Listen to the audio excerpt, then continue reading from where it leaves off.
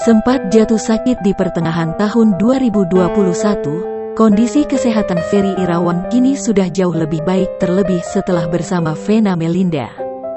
Belakangan ini Ferry Irawan tengah dimabuk kepayang dengan Vena Melinda. Ferry dan Vena telah menjalin hubungan dekat. Keduanya bahkan sempat sesumbar ingin segera menikah. Kebahagiaan Ferry Irawan ini menjadi titik baliknya setelah sempat dirawat lantaran sakit pada pertengahan tahun 2021. Kini, kondisi kesehatannya sudah jauh lebih baik.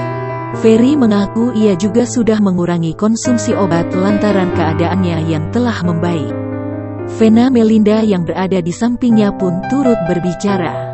Menurutnya, Ferry Irawan kini telah bahagia sehingga kondisi kesehatannya semakin membaik.